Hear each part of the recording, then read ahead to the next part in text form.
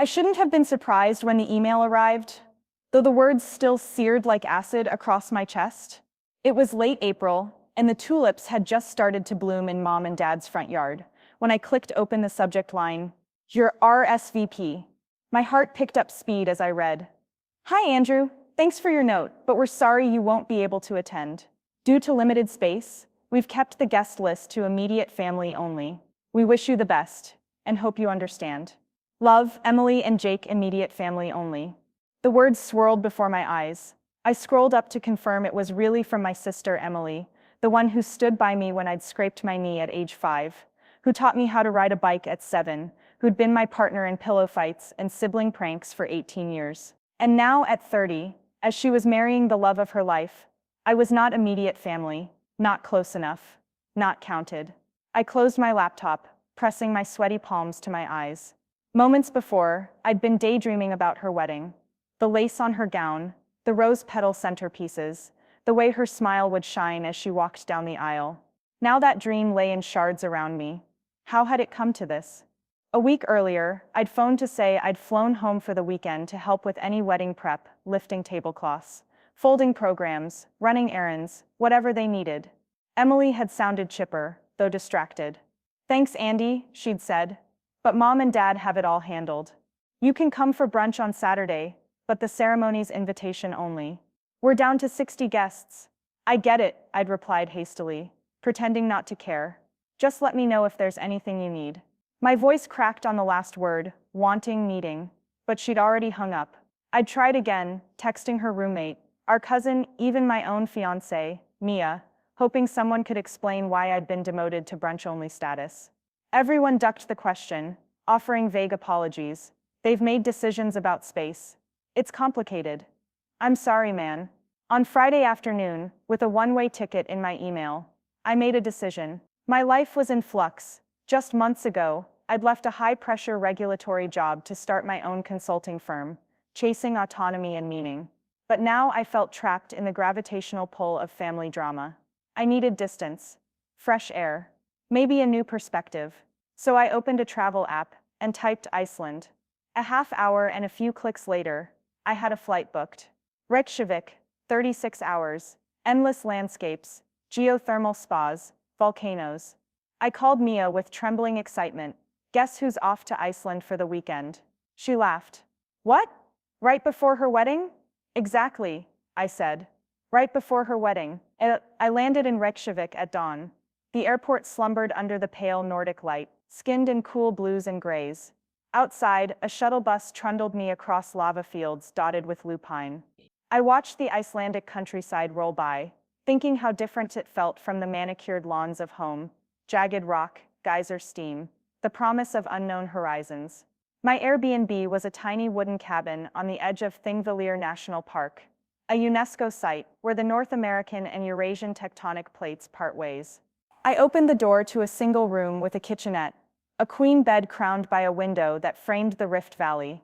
I unpacked sleep-deprived clothes, brewed a pot of coffee, and stared out at the silvery pond beyond the deck.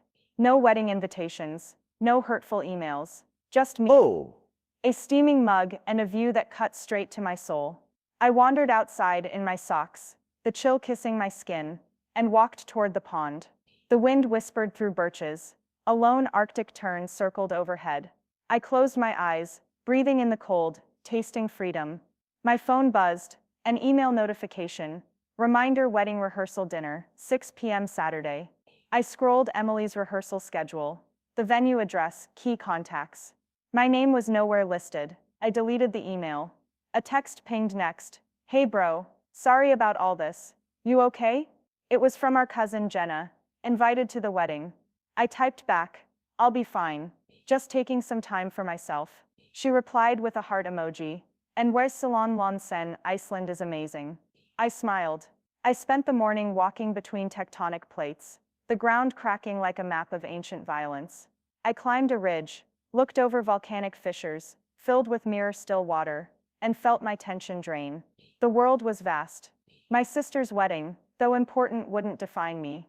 That afternoon, I joined a Golden Circle tour. Gullfoss waterfall, thundering like an angry god. Geyser spouting its blasts of steam. At Geyser's hot springs, I dunked my feet in a naturally heated pool and watched the erratic dance of sulfurous bubbles. I thought of Emily's carefully planned schedule: hair and makeup at 9 a.m., photos at noon, ceremony at 2. No room for spontaneity. Iceland taught me that life was more than timelines. It was raw elements colliding, creating beauty in the wild. As dusk smeared pink across the horizon, I checked my phone. A breaking news alert from home. Sister's wedding delayed after venue flood. My heart jolted. I tapped the link. According to the local paper's live blog, torrential rains in the Seattle area had overwhelmed the garden wedding site at Evergreen Estate. Emily and Jake's chosen venue. The lawn was ankle-deep in water. Canopies collapsed. String lights floated in mud. The florist's crates were soaked. Guests postponed. The ceremony rescheduled for early evening. I stared at the article, mind spinning. Emily's dream day was unraveling. I felt a pang of guilt had I jinxed this by my absence, but also a surge of something else. Opportunity. Her day was now salvageable only with quick thinking and extra hands. And who could swoop in from afar, wise with fresh perspective? Me. I booked an immediate return flight, skipping the return leg to Reykjavik, cutting my tour short. My stomach churned. I'd trade the northern lights for soggy lawn and frantic last-minute calls. But Emily needed help. My sister needed me. The flight home was a blur of takeoff and landing. I stepped off the plane at SeaTac to a wall of rain that felt like retribution. My shoes squelched as I rushed to the rental car kiosks, hands trembling. The wedding site was only 20 minutes away, but the spirit of the day felt distant, washed out by storms. At Evergreen Estate, giant oak trees bowed under wind whip, the lawn sodden quilt of mud. Chairs lay toppled. The event tent sagged, dripping. Caterers were shivering under tarps, towels over food. Jake was there, face drawn, mud-streaked tux, phone glued to his ear. I spotted Emily near the pond, her hairpiece askew, white dress hem dirty. She was on the phone, voice shaking. "No, Greg, that won't work. We can't push it to tomorrow. My parents arrive tonight." She sank onto a drenched bench. I called her name softly. She looked up, eyes red. For a moment she didn't recognize me, shock in her gaze. Then she saw my face, relief flooding through her. She stood, splashing across the puddles, and threw herself into my arms. "Andy," she whispered, "what are you doing here?" I hugged her tight. "I got the news. I'm sorry I wasn't here sooner." Her tears soaked my shirt. "I need you," she said, voice muffled. "Mom refused to call you because it wasn't worth the drama." She drew back, sniffing. "My day is ruined, everything we planned."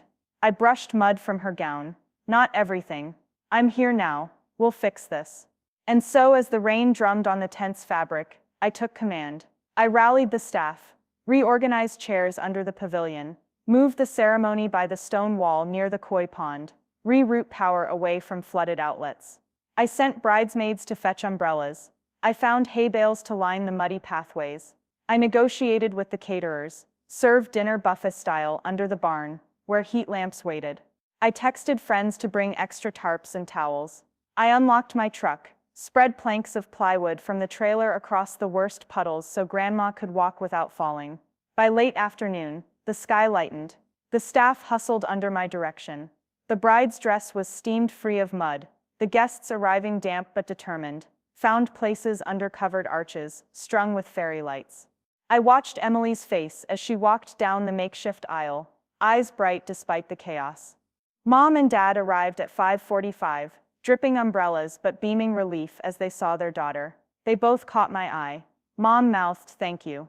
When Emily reached the stone wall, she paused and turned. Gently, she touched my arm, nodding. Then she met Jake's gaze and smiled. The real wedding smile, unbreakable. As the officiant spoke, I stood slightly behind, mud-stained boots planted in the grass. The sky cleared to rose clouds. A gentle breeze blew. When Emily and Jake exchanged rings, a ray of sunlight broke through. I stood back, watching. Family had excluded me, but I'd returned in time to save the day. My sister's wedding, which I thought I'd missed, had instead become the moment I reclaimed my place, not just as spectator, but as hero of the storm. And as they sealed their vows with a kiss, I realized that sometimes love means showing up, muddy, messy, but unbreakably present, no matter how far you run. I arrived back at Evergreen Estate just after 3 p.m., the damp mid-afternoon light turning the grounds silver. The makeshift ceremony site, once a pristine lawn, had been transformed. Under a row of towering oaks, folding chairs stood on wooden planks laid over puddles, each draped with borrowed throw blankets against the chill. Strings of globe lights hung between tree trunks, and a simple wooden arch, hastily adorned with moss and foraged greenery, framed the mossy stone wall where Emily and Jake would exchange vows. I spotted Mom giving coats to arriving guests, Dad corralling the groomsmen. Jake, in a slightly rumpled suit, greeted each friend with a shaky but grateful smile. And Emily, my sister, stood just beyond the arch, face turned toward me. Her gown's train was still spotless, the bodice glistening with dew. When our eyes met, she gave the faintest nod of thanks. I slipped beside her, whispering, "You ready?" She exhaled, shoulders trembling. "I wouldn't be without you." I gave her hand a squeeze and stepped back as the officiant cleared his throat. "Friends and family," the officiant began, voice steady beneath the oaks, "we gather today to witness the marriage of Emily Claire Thompson and Jacob David Larson. Though rain and mud have tested their plans, their love stands undiminished." Halfway through the vows, the wind stilled and a shaft of sunlight pierced the canopy, illuminating Emily's face. Her voice, soft but strong, carried all the way to the back row. Jake's eyes never left hers. When they exchanged rings, a chorus of ahs drifted through the damp air. I watched from the side, chest tightening with a mix of relief and joy, as Emily slipped the ring onto Jake's finger. Moments later, the officiant pronounced them husband and wife and invited the first kiss. The crowd erupted in applause, boots splashing in the mud. At the reception, held inside the stone barn, retrofitted with heaters and lanterns, a line formed around the buffet, trays of rosemary roasted chicken, wild mushroom risotto, herb-drizzled potatoes, and a tower of shortbread cookies dusted with powdered sugar. I circulated, catching snippets of conversation. "They really pulled it off. Can you believe the weather? Best wedding I've ever attended." I found Emily by the dessert table. She held a slice of lemon tart on a paper plate, eyes shining as she spoke with Aunt Lorraine. When she saw me, she excused herself and hugged me tightly. "Thank you," she whispered, voice thick. "You saved everything." I brushed a lock of hair from her face and laughed. "You look amazing." I stepped back. "Come on, cake's next." Later, as guests milled around the dance floor, the band struck up a slow tune. Emily and Jake took center stage, swaying in each other's arms. I stood close, watching their laughter blend in harmony. Mom and Dad joined me. Dad clapped me on the shoulder. "Your family," he said quietly. "Never forget that." I nodded, looking at my sister's radiant smile. I realized then that being there in the mud, the rush, the chaos, had been more than I ever expected. I hadn't just watched her big day fall apart. I had rebuilt it, moment by moment, with love and determination. As the dance ended and Emily swept past me to join Mom on the floor, I felt a profound sense of belonging, rooted deeper than any backyard lawn. And as I raised my glass to wish the newlyweds well, I knew this was the wedding I'd never miss again.